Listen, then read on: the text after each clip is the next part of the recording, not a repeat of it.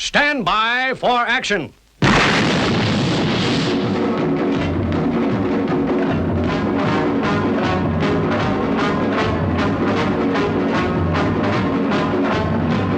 We are about to launch Stingray.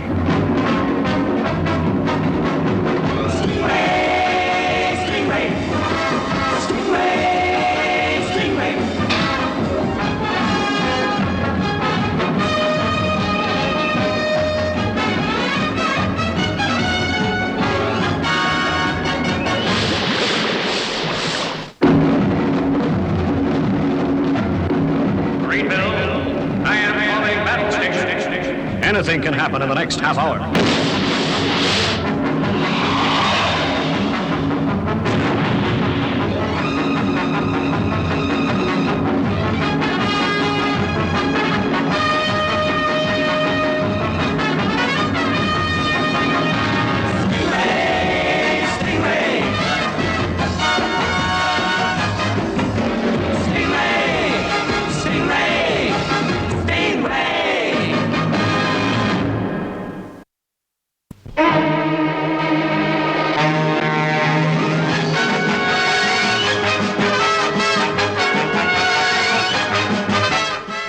Full-scale emergency in operation. We didn't know where or who the attack was coming from. In the control tower, the atmosphere was tense.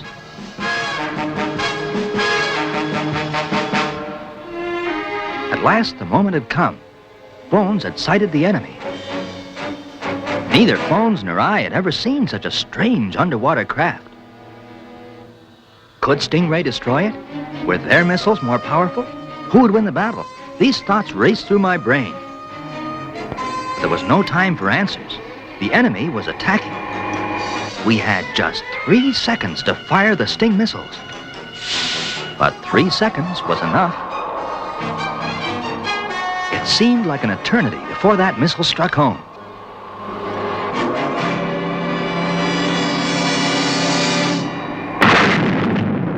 But it was only a few seconds before the missiles connected with their target, and we watched the enemy crash to the seabed.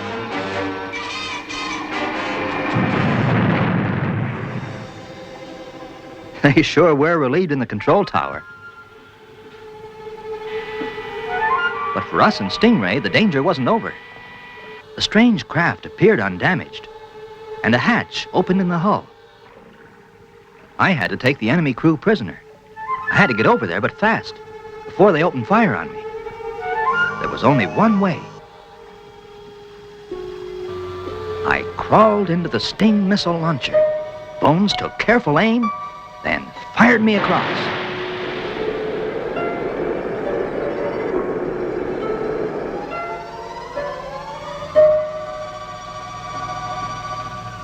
I was in the enemy ship. I'd hurt my arm coming through the hatch. I felt pretty bad.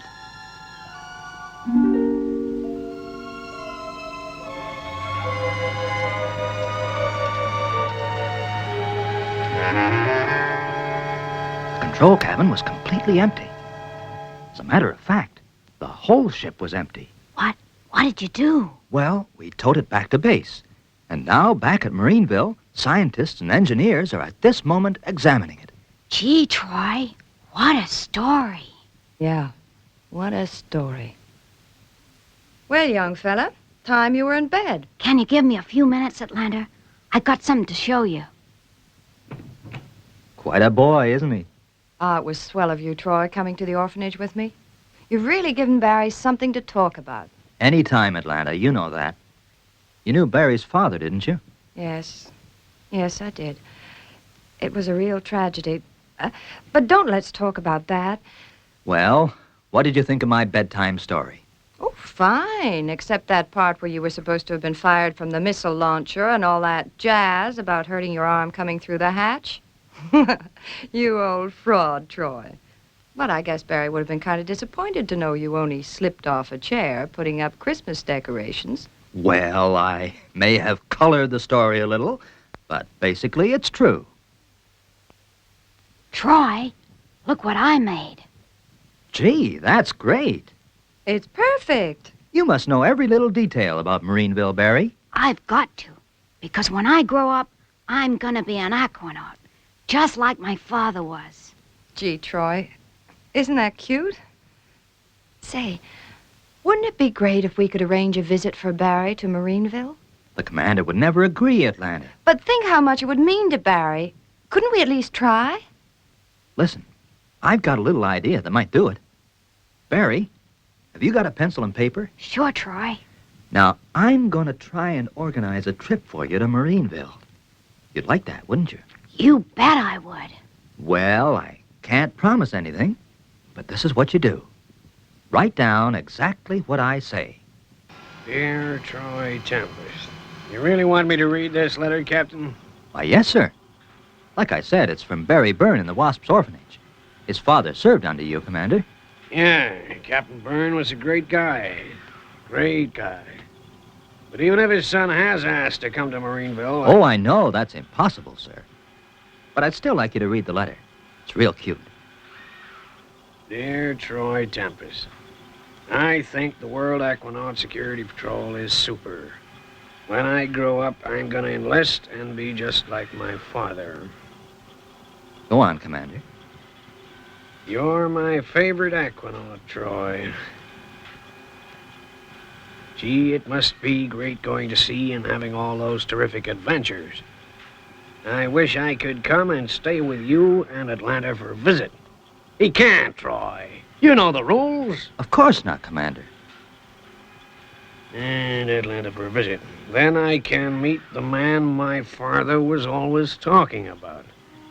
If I have got a hero, then I guess it's the man who actually runs the Wasps, because he takes all the responsibility. Yeah, Commander Shore must be a real swell guy. What's the matter, sir? Nothing, Troy. Yeah, he sounds a nice kid. You know, I've been thinking. Maybe it wouldn't hurt if young Barry did come here. He could stay with Atlanta and me just for a few days. Yeah, why not? And tell you what, Troy, you go and collect him. You can stay with us over Christmas.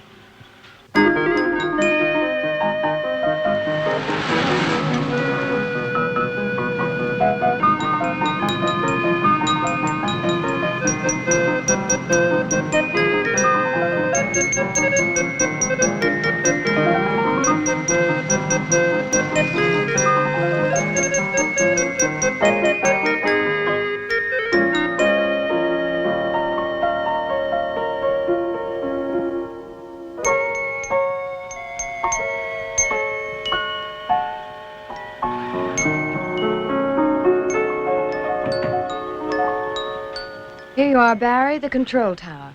Now you've seen everything. Gee, just take a look at that console.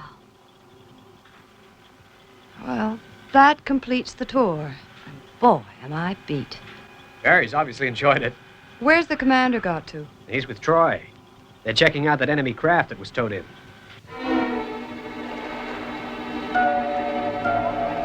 It's a mystery, Troy. No doubt about that. The engineers say this craft must have had a crew. Where did they get to? No chance, I suppose, that it was under remote control. No. They've established that there's no remote control equipment aboard. Unless the crew could have ejected after the attack. Oh, I doubt it, Commander. We would have seen him. Maybe they used the rear hatch and you didn't see him. I don't think so. But maybe we ought to check the possibility. Yeah, you're right, Troy. We know how to pilot this craft now. I suggest we put someone in here, take this ship and Stingray out to sea. Then we reenact the battle, so that we establish beyond doubt whether the crew could have gotten away without you seeing.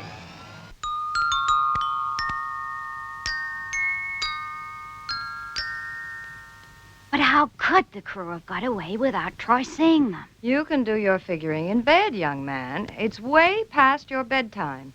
I better say good night. Otherwise, Santa Claus will go right past. Good night, boy. Good night. Good night, Barry boy.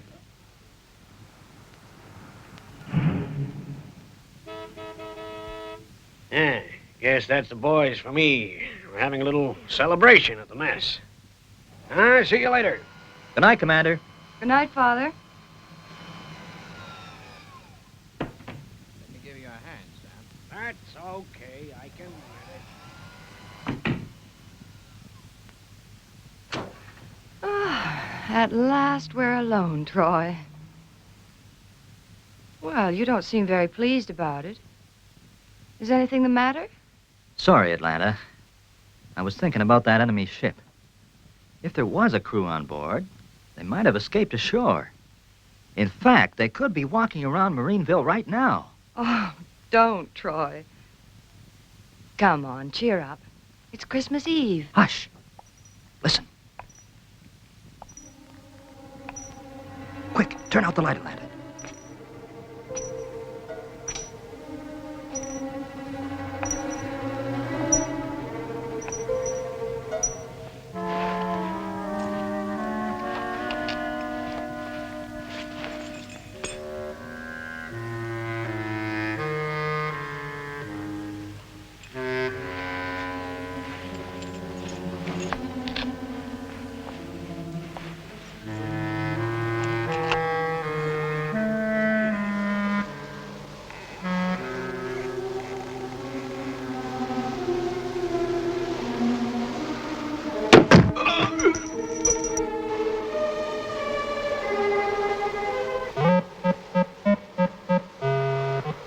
Shucks, Troy. Now, what'd you go and do that for? Phones. I'm just playing Santa Claus. A bunch of guys on the base got together and bought some Christmas gifts for Barry. I'm just delivering them. Door wasn't locked, so I came right in. I'm sorry, Phones. Guess I've got the jitters. Anyway, Merry Christmas, Santa Claus.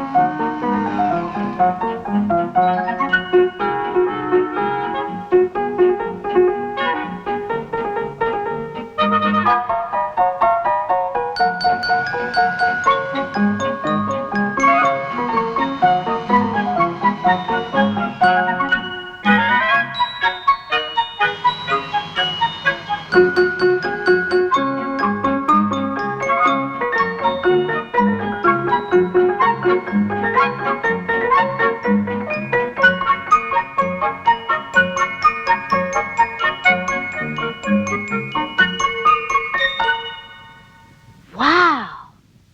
Say, will you look at this? A model of Stingray. You know, Commander, what would really make Barry's Christmas is a ride in Stingray. Stingray, Troy, you can't just go joyriding. I wasn't thinking of joyriding, sir. We could recreate that battle with the enemy craft. It's purely routine. Maybe so, Captain. But I have got a hero, then I guess it's command ashore. Yeah, well, as it's Christmas Day, there won't be much going on. Okay, Troy, I'll tell Phones and you straighten it out with Atlanta. Whatever happens, we're gonna solve the mystery of that enemy crew.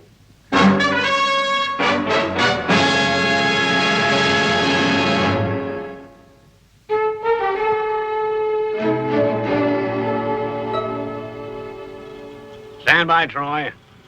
Sounding launch stations. Okay, Barry? Yes, Captain. And let's go.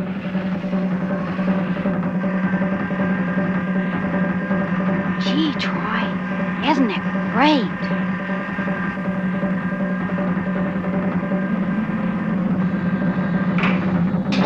Releasing injector tubes. Injector tubes. Closing number 1 hatch. Number 1 hatch closing. Phones, you're clear to go. Moving out now, Commander.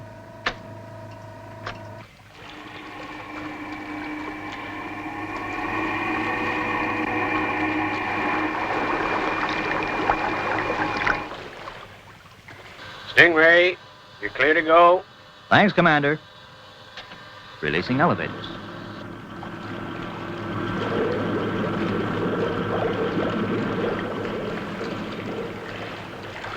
Troy and phones, proceed to designated area and contact me when in position. PWOR, Commander.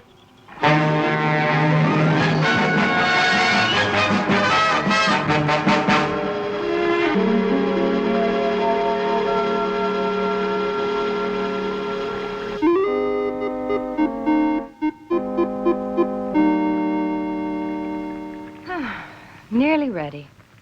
Is the chestnut dressing coming along okay, Marina? I guess they're really going to enjoy this when they get back. Though it was a pretty dirty trick, them sneaking off like that.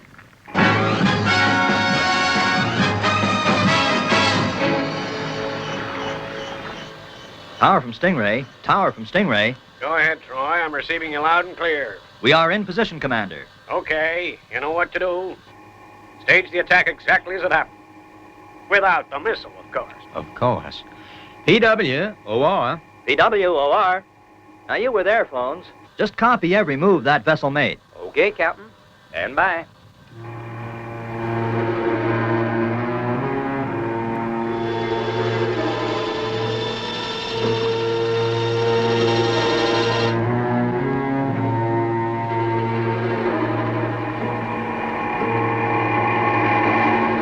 This is where we fired the missile, phones. Right, Troy. Then the ship would have been hit. Now.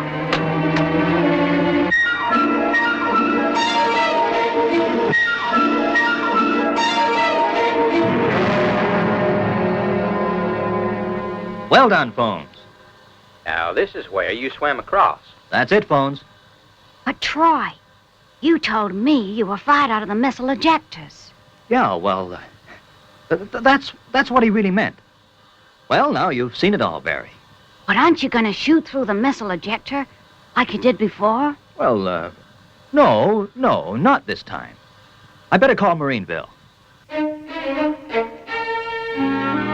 Well, I think we've proved conclusively that the crew could not get out of that ship unseen, Commander. Did you have it in view the whole time, Troy? Oh, we sure did. Yep, we sure did. If anybody'd left that ship, they would have been seen. Well, it sure is a mystery. Okay, you can make your own way back. We'll give the problem back to the engineers. PWOR. And what did happen to the crew?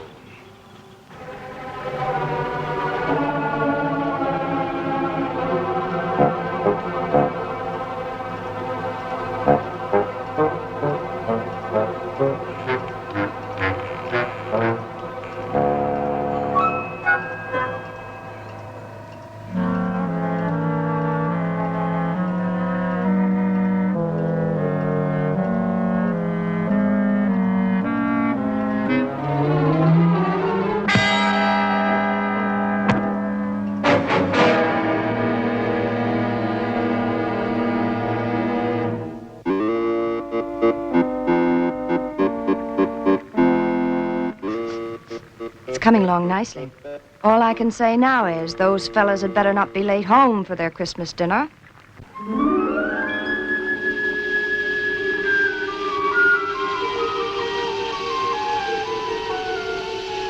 Say, Troy, why hasn't Phones answered your radio call? He's got a receiver. I don't know, Barry. Maybe it's developed a fault. We'll give him a few minutes to fix it.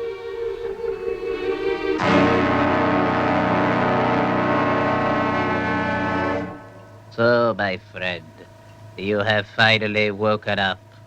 Where did you come from? I was waiting for you to ask me that. The secret compartment was built into this craft. It was all part of the plan. Plan? What do you mean? We knew that if you discovered this ship empty, you would take it into Marineville.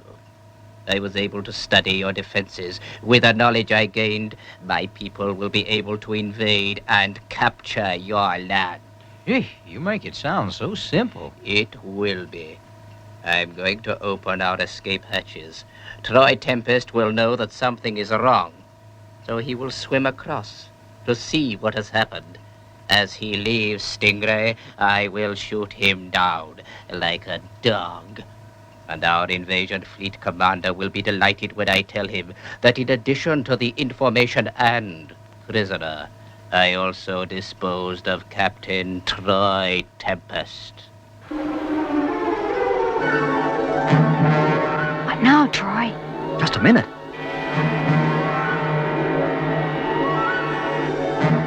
Now, why would phones want to open the hatch, Barry?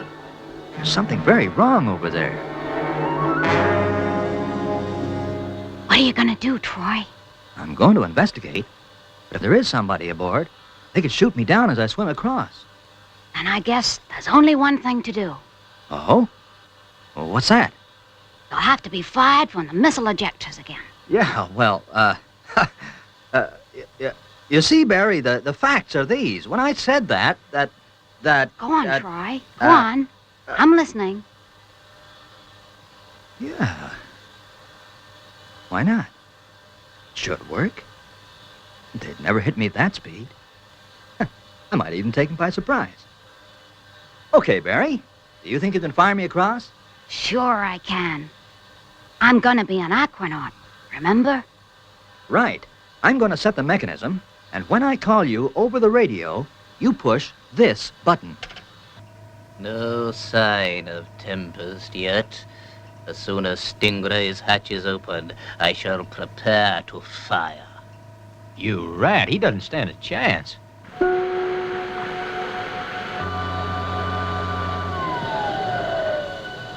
Okay, Barry. I'm ready now. Push the blue button. Right, sir.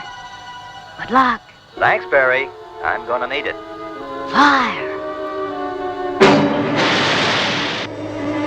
Tempest.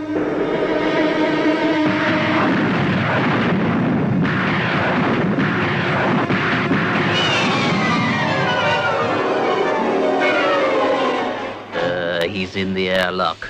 He has been lucky so far, but when that door opens, his good luck will end. I wouldn't be too sure about that.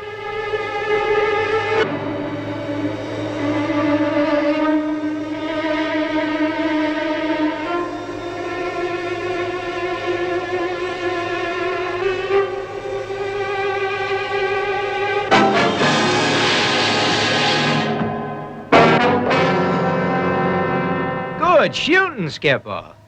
He's going to be okay. I've only winged him. Well, phones, I guess we've got a surprise Christmas present for the commander.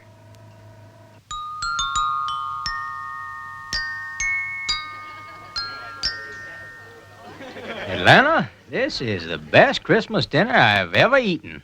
Well, after your narrow escape, I'm only too glad you're here to enjoy it. You can thank Troy for that. Hey, not so fast, phones. Don't thank me. Thank our future aquanaut, Barry Byrne. Gee, this really has been a Christmas to remember.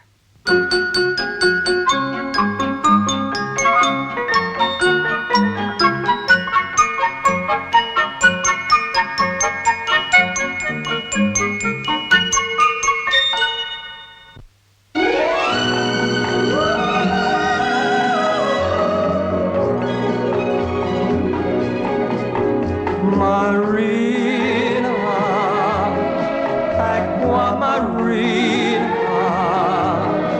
what are these strange enchantments that start whenever you're near? Marina, Aqua Marina, why can't you whisper the words that my heart is longing to hear? Your magic to me, a beautiful mystery. I'm certain to fall, I know, because you enthrall me so. Marina, Aqua Marina, why don't you say that you'll always stay close to my heart?